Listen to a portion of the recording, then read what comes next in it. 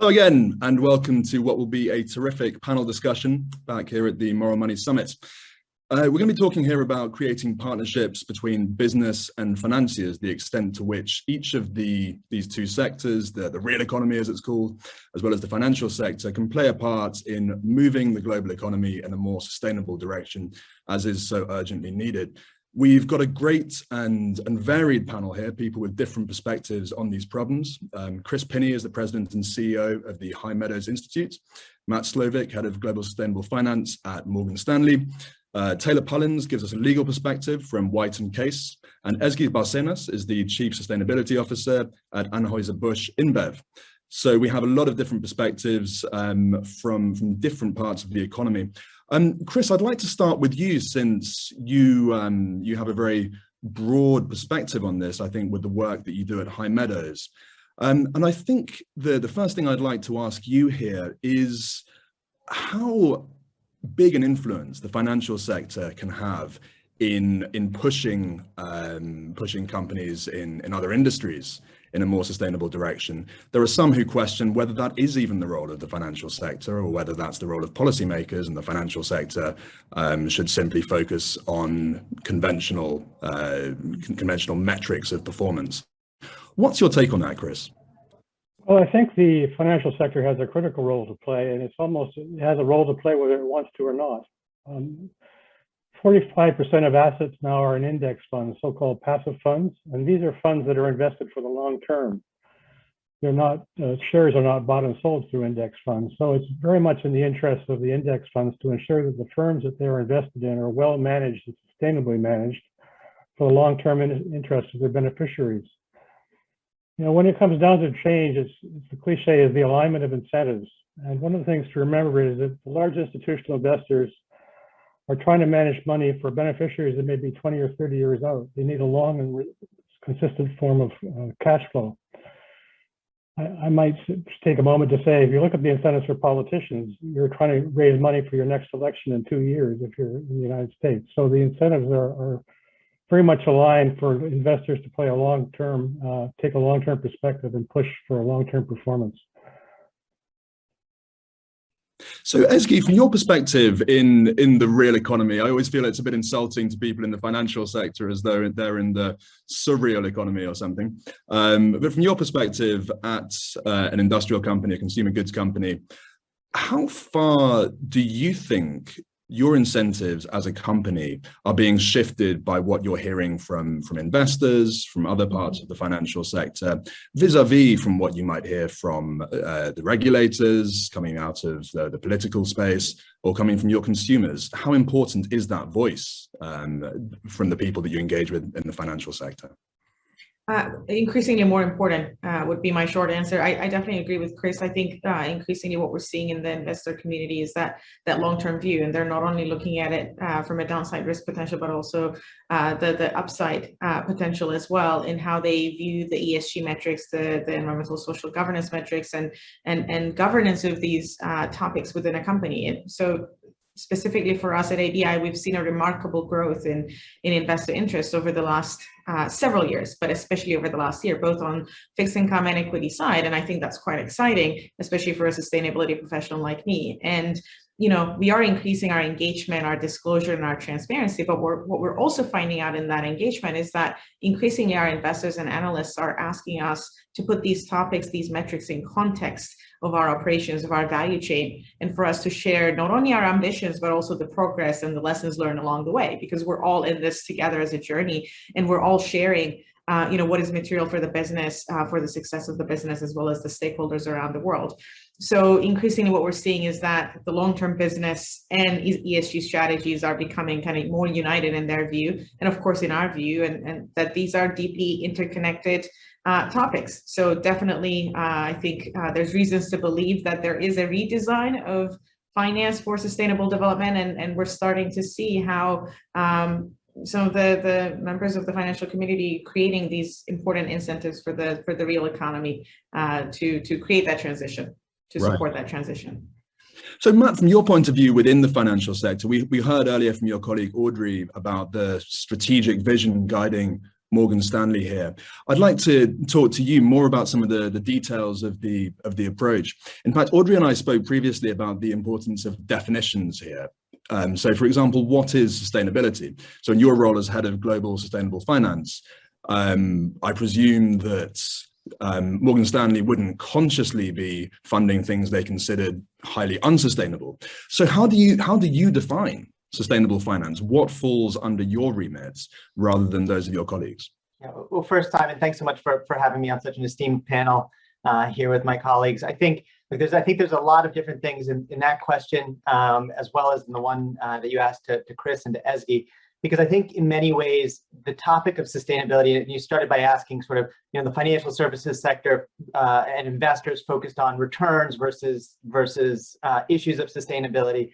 I think first and foremost, you got to, and maybe I've drank the Kool-Aid, recognize that those are often interlinked, and it's not about two separate approaches. And I think we're seeing that actually our Institute for Sustainable Investing did a lot of research in a series called Sustainable Reality that looked at traditional funds and those that are tagged as sustainable funds broadly in the market at 10,000 mutual funds, and found that actually traditional funds and sustainable funds performed in line from a return perspective, but the sustainable funds actually had better risk mitigation. And I bring that point up because the two, I think, are interlinked. And when we think about sustainability, we think about connecting capital with solutions. We think about opportunities across our institutional business, working with corporates and others to really help finance the transition. It's about working with our asset management division to help identify opportunities. And as Guy said, really thinking about it from a risk and a returns perspective. There are opportunities in the marketplace as investors think about, and corporates and others from positioning, think about the intersection here of sustainability. So I think it's really, we could probably unpack that question or even the one you started with for the entire panel. But I think recognizing that interconnectedness of all of this, I think, is essential. Taylor, I'd like to benefit here from your legal perspective. Something that I've personally been thinking a lot about is sort of the division of labor between the private sector, different industries within the private sector, the role of regulators, and of course the role of lawmakers. The legal structure here is so important. And the other thing is that lawmakers are elected. People in the financial sector are not elected. So in terms of democratic accountability, it's important that democratically elected bodies should bear as much of the burden as is appropriate. How far do you think a change to the legal framework is needed here? What sort of legal changes could be needed? So I'm thinking in terms of carbon pricing, for example. How far could that be really helpful to companies that really want to do the right thing, to have certain changes in the legal framework? Yeah, certain changes would be great as they increase certainty around decision-making within businesses. I think that's a key point here. To your question around how far should the private sector versus policymakers go, I think there are at least a couple schools of thought.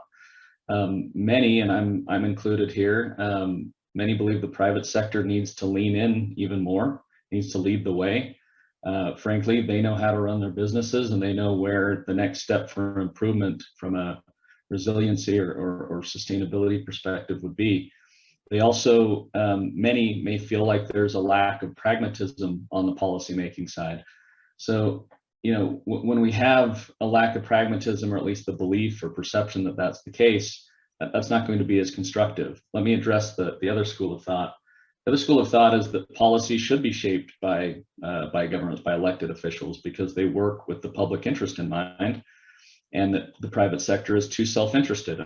And I recognize that a lot of that resonates with me as well. So those two schools of thought bring or raise valid points.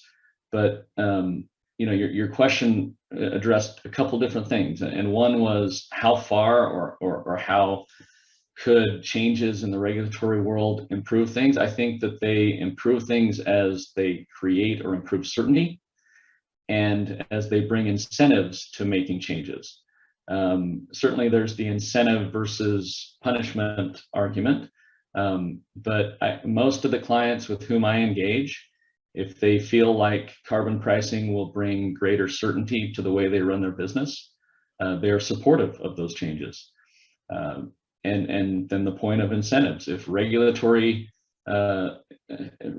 changes were to incentivize them to think more broadly about opportunities, to even further mitigate risks than what they're doing, then those are the discussions that boards and executive teams want to be having, because they, have duties of loyalty, they have duties of care to their shareholders, and even private companies have those duties, and they want to exercise those duties and do so in a way of value and resilience.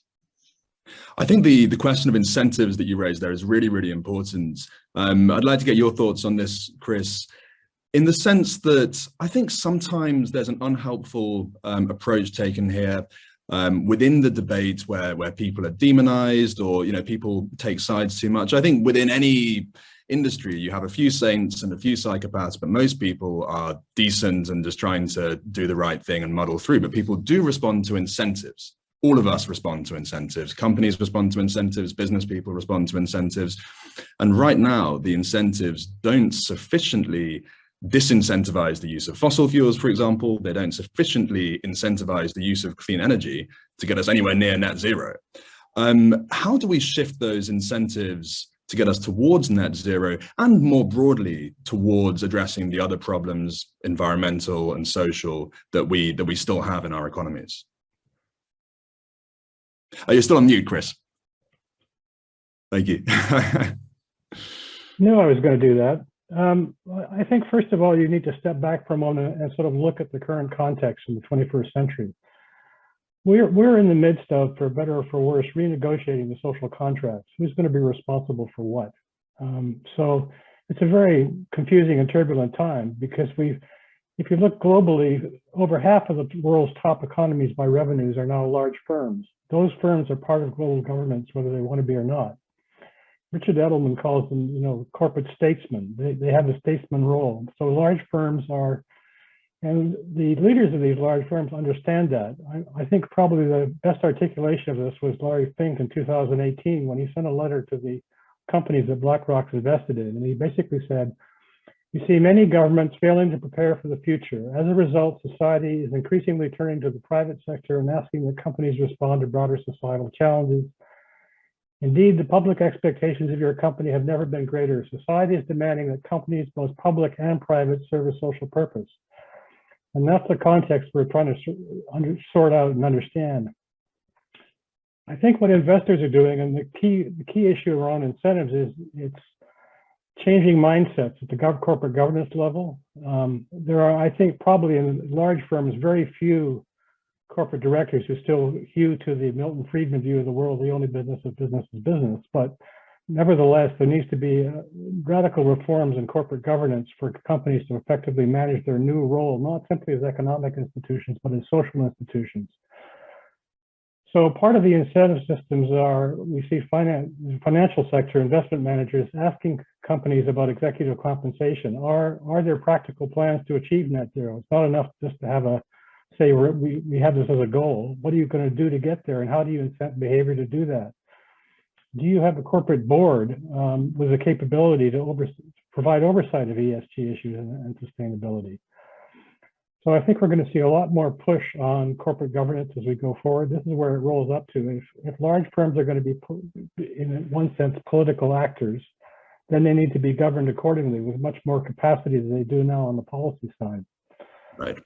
Eski, what's your perspective from within Anheuser-Busch on the incentives that you have at your company, that the company as a whole has, how those incentives maybe have been shifting, what the financial sector as well as policymakers could do to shift those incentives in a way that, with your CSO hat on, I mean, your focus is all about making the company more sustainable. What would you like to see to help shift the incentives for your company and companies like yours? Yeah, I definitely agree with Chris. I think social contract is high on the agenda right now, and we're all looking into the roles and responsibilities that each player of a society gets to play, and unique capabilities that we each bring to the table. Take climate change, for example. For us at ABI, we've got operations across 50 countries around the world. We do see the far-reaching implications of climate change directly in our communities, in our sourcing regions, with our farmers and how we work with them to create that climate resilience, but also engaging with our entire value chain to improve climate mitigation and adaptation. We do that because it makes business sense and we understand the impacts of it. We understand our business model. And, for a company our size, I'd like to think that, we're fortunate that our supply chain is also short and simple. So it gives us that visibility, that transparency into where the impact may be. Therefore, we build programs, we design initiatives and partnerships around these so that we can tackle real problems for our business and value chain partners. But to be able to do this at scale around the world calls for a paradigm shift, right? And it's not a shift that only a company like an ABI or one sector can lead. The government needs to play a fundamental role within that. And, we need the public policy and the regulatory frameworks that are going to create an enabling environment for that shift, for that transition. And, take renewables, for example. In 2017, we announced that by 2025, we aim to get to 100% of our purchased electricity to come from renewables. In a 3-year time frame, we've gotten to 70% of our volume contracted with renewables around the world. And we do that by bringing additional renewable capacity in every market we operate in, because we know that that's important to create that local resilience, as opposed to offsetting across countries, et cetera, that we may also see out there, or investing in existing assets, which may not drive that additional change. So for us, it's easier to do this in certain markets versus others, but a company like ABI can then bring in the best practices, lessons learned, the would-be costs from a country where there is that competitive marketplace for their renewable energy, and then bring that to other markets so that we can share those learnings and best practices.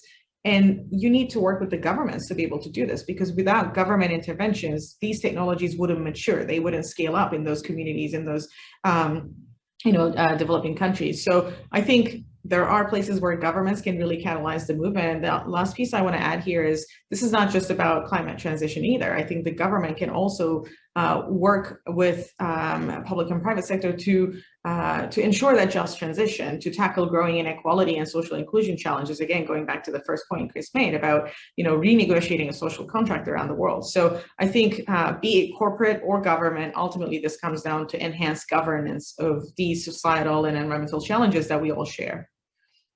Thanks so much. Taylor, so I'm speaking to you from London, as you know. There's a lot of concern here in the run-up to COP about the debate in the US, because nothing massive can happen at a coordinated global level without the US being on board. And in comparison with European countries, the climate action debate is so much more partisan and divisive in the US, as everyone knows. I'm interested in hearing your perspective, because in particular, you speak to a lot of people in the energy industry. I'm interested in hearing your perspective about how far that's shifting. So, for example, we can see European energy companies have been much more vocal about investments in renewable energy, trying to move towards lower carbon emissions compared with US oil companies. Do you think that's going to be a long-term thing, or do you think actually that conversation is starting to shift in the US? And if it is starting to shift, how big a role is the financial sector play? Because we see, for example, at ExxonMobil, engine number one, that was, activist shareholder, got 2 seats on the board of this enormous oil company, an absolute behemoth of the sector. So how far is it starting to shift, and how important is the role being played there by the financial sector? I do work a lot with energy companies, and I've sensed a shift for the last few years. Now, there are personal opinions that reside within executive teams that may be more of a laggard opinion, and others that are more in transition as far as how urgent is the need to diversify where energy sources are coming from, to invest more in renewables. But I'm encouraged by the shift in my engagements with clients in the oil and gas and power sectors and mining sectors as well. There is a perception that in general, US companies or US-based companies are not as far along as European counterparts. I think that in certain terms, that's a valid point. I think that in general, what you see in the US is companies looking to continue to operate their business, but to operate it responsibly and in a way that acknowledges changing societal expectations and heightened expectations, frankly. And they hear about these heightened expectations often through shareholders.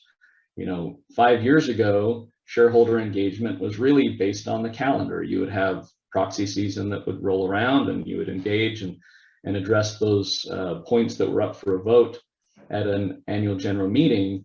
Now I see much more frequent engagement and focused engagement on climate and other ESG issues.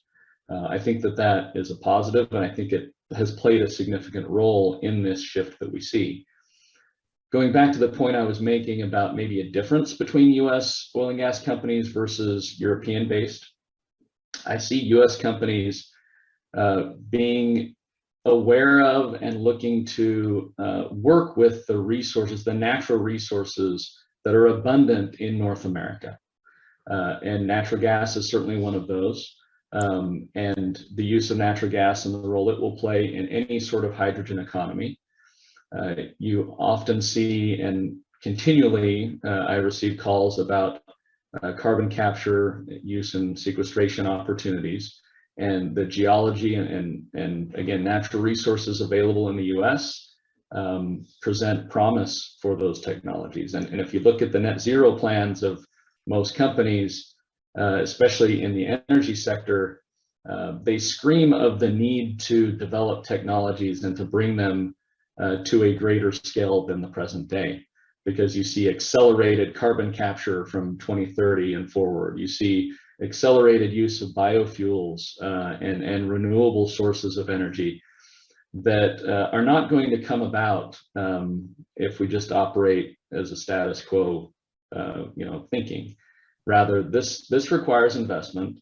This requires incentives. We've kind of talked about that. This requires certainty in the regulatory framework. And I feel like executive teams, some more than others, are proactively seeking this. And I want to make one more point, and I'll be very brief. I think that the competitive landscape when it comes to ESG maybe is not the most productive lens to look at this often. And what I mean by that is, what are our peers doing, and how do we keep up with them? While it's good to have those discussions within a board, I hope that companies are looking at where they're situated, how they run their business, and how they in particular can be better, how they can take that next step of continuous improvement, how they can take that next step to reduce their emissions, to offset their emissions if we're focused on climate, to invest in technology, rather than say, well, this peer company has come out with a net zero plan of 2050. Let's up that, or let's beat that somehow and go 2048. If you're going to do that, explain how you're going to do it, and in particular, those companies that are putting forward plans of how they're going to invest in the development of technology. That really screams of, again, putting their money where their mouth is, and being able to have constructive discussions with their shareholders and with lenders.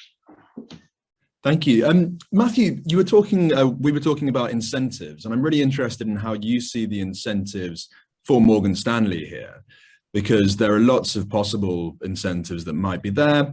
For example, just simply wanting the company to have the most positive impact possible. There's also simply seeing that there are opportunities to make profit here.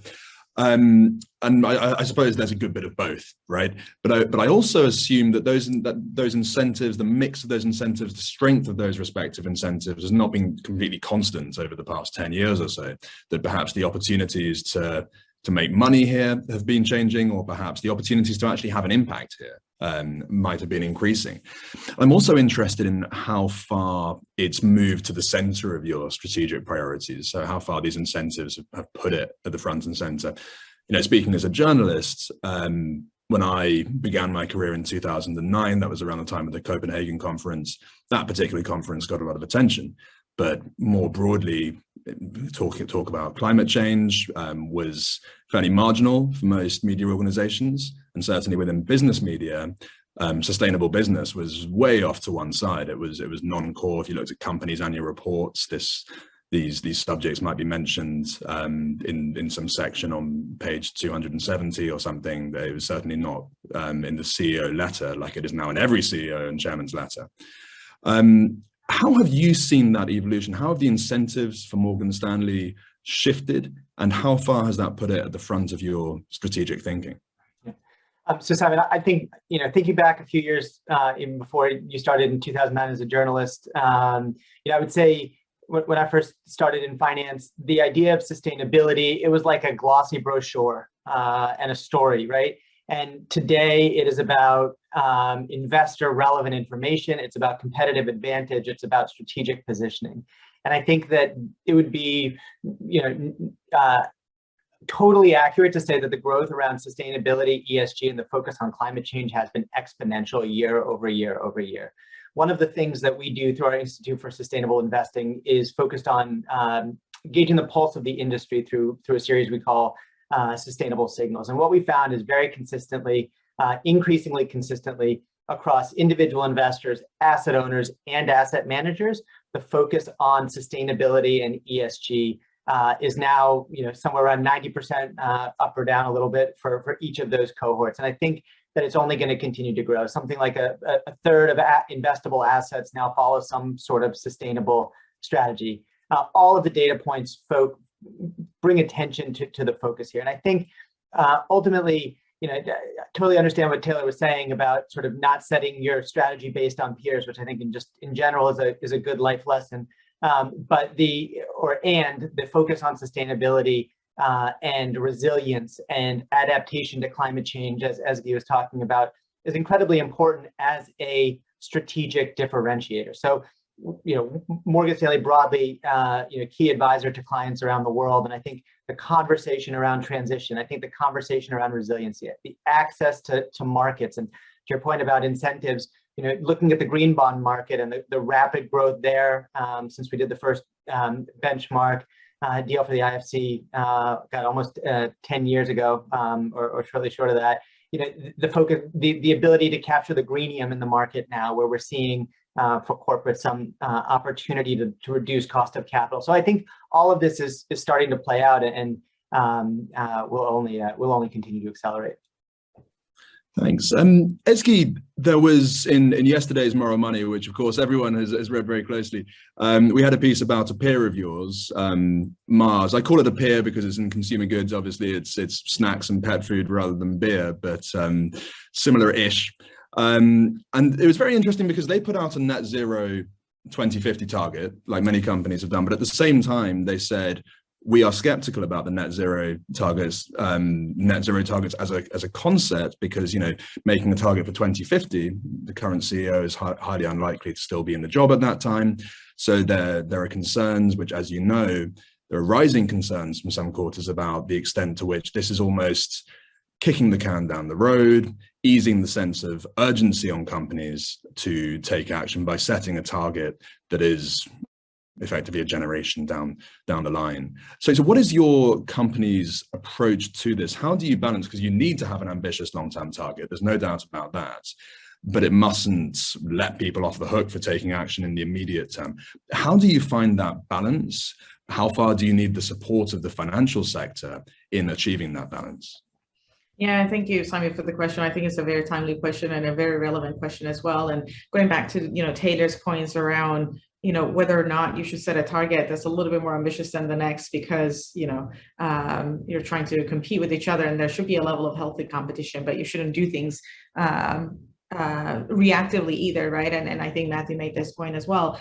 For us at ABI, right now in 2018, we announced a science-based target that puts us in line with a 1.5 degree pathway to reduce our emissions 35% inside our operations in absolute emissions by 2025. So that's an 8-year time frame, 35% reduction. That's very specific action today. And I think that's where ABI has really differentiated itself in how we think about our target-driven culture, because we share and cascade targets around the company that are linked to our bonus, our variable compensation, and executive compensation is a big piece of that. And we've got 5 C-suite members that carry targets related to broader ESG topics as well, carbon included. So for us, action today is what really matters, and it's part of our culture, and we drive that. But of course, as pioneers in sustainable brewing, you can be assured that although we don't have a net zero target, we are mapping those decarbonization pathways now to say, okay, if we continue at the same pace, what are we going to do? We also have a 25%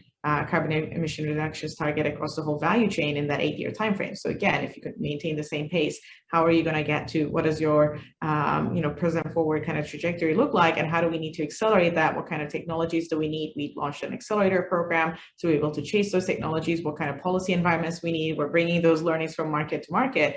And I think ultimately now the world is looking to companies to, yes, lead in ambition around, the North Star, the vision. We all want to get there. We want to help the world, hit the Paris Agreement, although now all the scenarios are pointing to 1.5 degree pathway being reached by 2040 instead of 2050, right? But ultimately, I think this may also distract the conversation from around what are you doing today? How are you holding your leaders accountable today? And I think us at ABI, yes, we're building the net zero pathways and we will be updating our plans, but at the same time, we're also very much focused on delivering that 35% inside our operations, 25% across the whole value chain in an 8-year timeframe. You do need both, right? You could make arguments for both the long-term ambition and the short-term action, but ultimately, I think this needs to drive good business, and it needs to come from a place of good intentions to improve that resilience, to bring others along with you, to really engage your supply chain. I think the pandemic has really accentuated the materiality of ESG topics, and I think what we're seeing with investor communities as well. There is a group that is more sophisticated and thoughtful and really understand what are the material issues for a company or a sector, and then there's another group that is catching up and still learning. And in the meantime, we also have this dynamic around net zero vision. We all have to go there. We all agree we have to go there, but we need to also act today. So I think, I applaud all my peer companies for their long-term vision, and I invite them to join us in finding short-term solutions as well right now. And 100 Plus Accelerator that we launched a few years ago, we invited Unilever, Coca-Cola, and Colgate-Palmolive to join us this year. So now 4 iconic companies are coming together to identify some of the most cutting-edge solutions to our shared challenges. And I think by investing in partnerships like this and really pursuing innovation is how we're going to tackle and ultimately get to a net zero future. It's fascinating. Thanks so much. Taylor, if we agree that part of the solution will need to come from legislation and regulation, I think if that's going to be part of the solution, you need to have reliable forms of assessment, metrics, and that's something which I think everyone agrees is problematic in this space at the moment. It's difficult to assess often things like a company's carbon footprint, especially when you get into the scope 3 emissions from its suppliers or its customers and so on. And it's difficult to assess the broader environmental impacts. On that note, I had a recent conversation with the co-chair of the task force on nature-related financial disclosures, which is trying to develop a framework for companies to use in disclosing their impact on things like biodiversity or water resources. What's interesting to me, I asked him, David Craig, is this about creating a new rule book? And he said, it's not about creating a new rule book. It's about creating a framework that regulators and legislators could then use themselves. But I think some people might have concerns. We were talking about the idea of democratic accountability. This is not a rule book, it's a framework for a rule book, but it's entirely big companies designing the framework that could then potentially be used by regulators to design regulators for those same companies. So there's an obvious potential conflict of interest there. But I'm interested in your take on how useful such initiatives are. What tools legislators and regulators will need to have at their disposal in order to create a really good legal framework? What needs to happen for us to get there in terms of contributions from all stakeholders? Well, companies are operating in a world of competing frameworks and reporting standards. It seems like not only are there multiple opportunities of how to report, but the bar changes or is heightened every 12 to 18 months. I think that creates uncertainty. It creates redundancy and expense, and resources need to be allocated to these. And I think there may even be a lack of appreciation from people outside of companies, outside of organizations, about just how much time and investment it takes to report consistent with frameworks A, B, and C because of the differing questions asked and mapping that is required there. SASB and TCFD, those are two frameworks that have gained support from many sectors and stakeholders. Larry Fink references both in his most recent letter, and I think he was prudent in so doing because I think they've had momentum, and I think for good reason. And I think the frameworks really get to the point of assisting companies to take what they do with their data that is generated because of the way they do business, to organize it in a way that is digestible, not only internally, because most data generated by companies, they understand, but digestible or understandable for outside parties as well, shareholders, other stakeholders.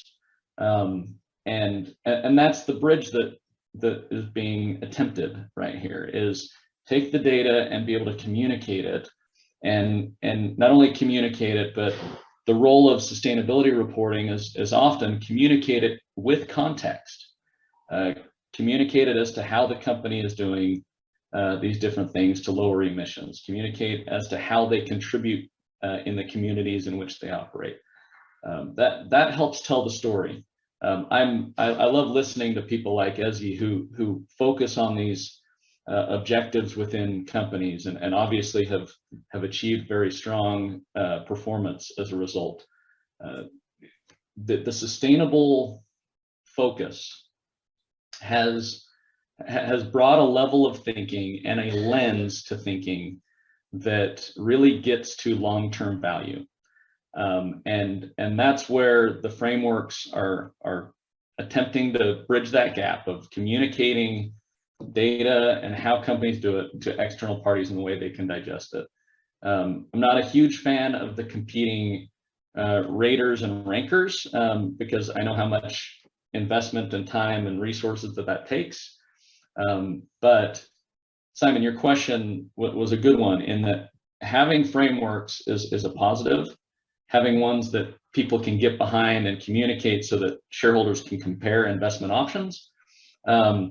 And then regulators can also determine, based on what we're seeing, what incentives can we put in place, what certainty can we create, what restrictions need to apply, all of those factors.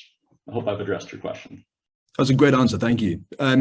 Chris, coming back to you, we have COP26 coming up. I'll be there for the duration. Watch out for the daily Moral Money special newsletter, which will be out during the conference from the whole team. Quite low expectations for that conference, I think, from a lot of people I speak to relative to what's needed. You know, we hope there will be some sort of meaningful progress, but when you consider how much progress we need to achieve, no one's expecting a dramatic breakthrough. What would you hope realistically to see from that conference that could, coming back to the core focus of this panel, help to push those businesses and financial companies in the direction they need to be going? Well, I think the core issue for governments now is if we could agree on a carbon tax, not necessarily a price on carbon, but a carbon tax, that would, from a public policy point of view, have a huge amount of impact on the markets. The second thing is that we need to come to terms with the fact that the reality of, there's 100 companies that account for 70% of greenhouse gas emissions. 28 of those, which account for 40% of emissions, are private companies or state-owned companies, and we haven't touched those companies. And we need to sort of shine a focus on those countries and those companies, because if we can't engage those companies in those countries, we're never going to hit net zero. I think the second point is, and I've just written something on this for another Moral Money publication, is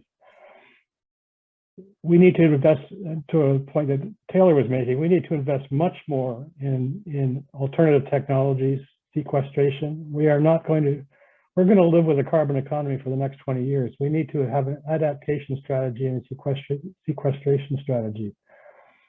Already, even the existing commitments that have been made, you look at China running out of coal now and the energy problem. You look at France and the yellow shirt. We can't, pursue climate change at the expense of social development and people, or you'll get a backlash.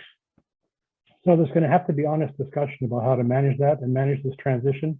We need a proper transition strategy. We don't have a transition strategy. What we have is a strategy to achieve net zero, but not a transition strategy for societies on how they're going to get there. So that conversation needs to be an honest conversation.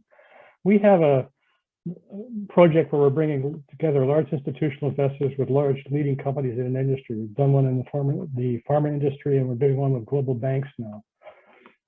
And you have to get very pragmatic. Investors and companies need to sit down together and work out specifically what's good for that particular sector, what's realistic for that, what the progress can be made.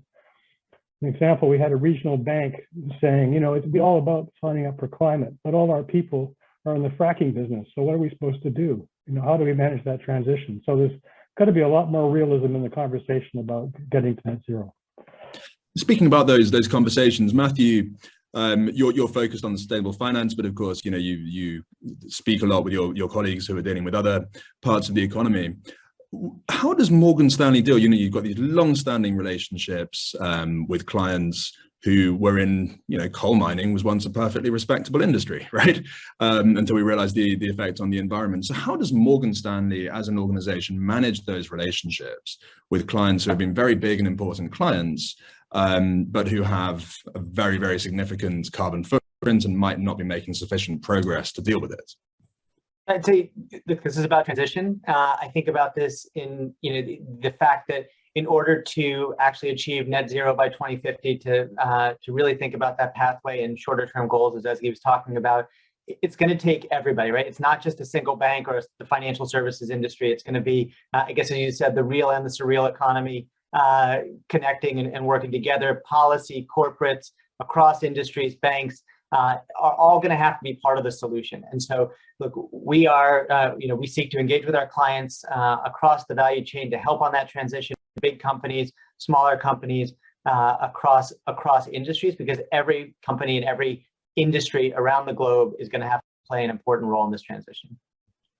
I want to come back to Ezgi there on that question of measurement, because obviously, you know, I'm sure you're doing everything you can to try to assess your environmental impact, but it's difficult, right? Especially when you're talking about the impact of your suppliers, and you have many of them. How do you start there? How do you approach that at your company? And what could be helpful in terms of, you know, private sector assessment agencies or from the public sector? Yeah, so I agree with my fellow panelists. There's definitely a lot of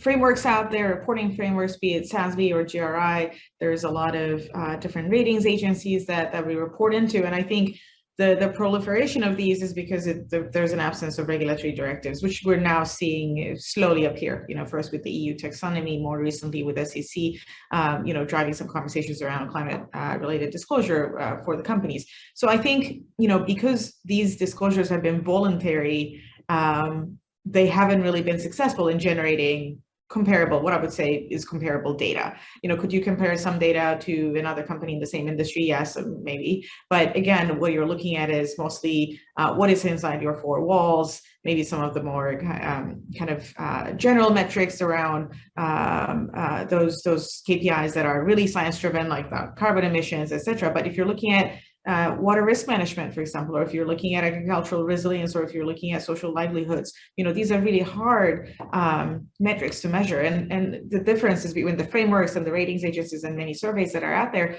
it gets cumbersome for companies, for sustainability teams to continue to navigate and fill out and respond to. For us at ABI, you know, the question we ask is, does this drive the right internal actions? You know, by filling out this one additional survey, this one additional request, is it going to force us to have the right conversations inside the company, the meaningful conversations, and is it ultimately going to shift behavior or business models?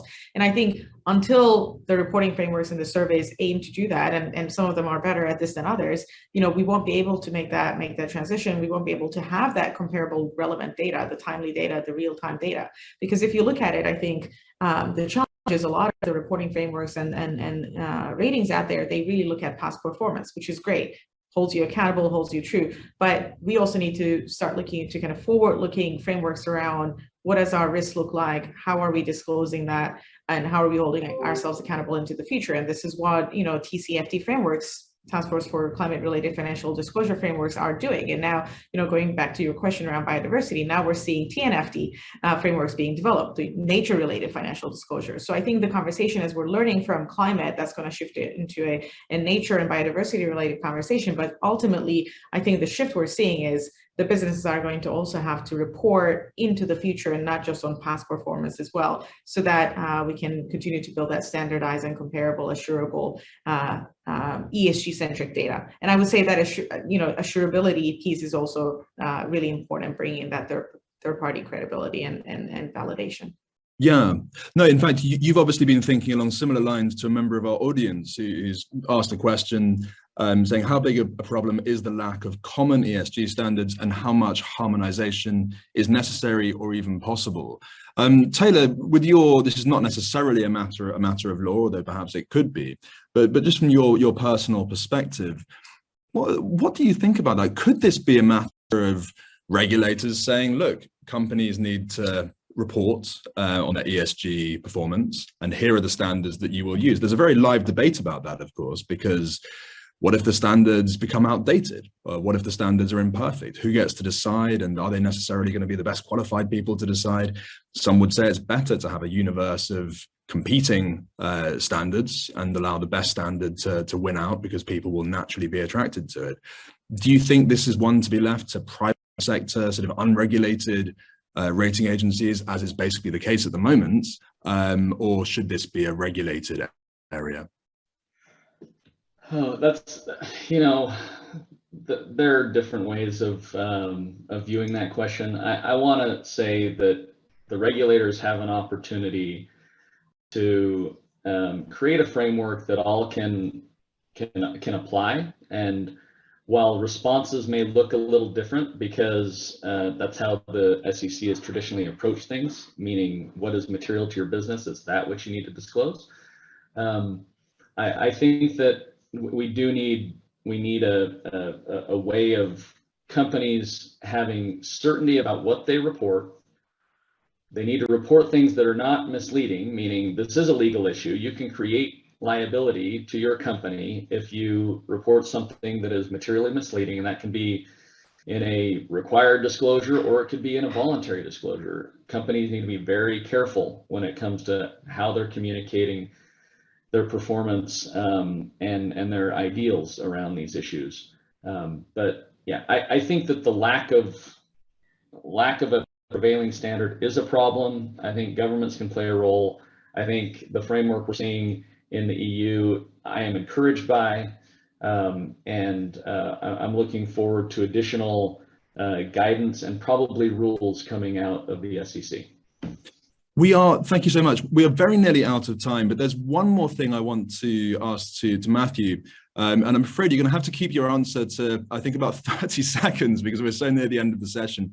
But it's to do with labeling. That there are more and more ESG funds out there. Some of them have oil companies like Chevron in there, which causes some people to say, look, this term is losing all meaning. Do we need a clearer definition of what ESG actually means? And can you wrap it up in 30 seconds?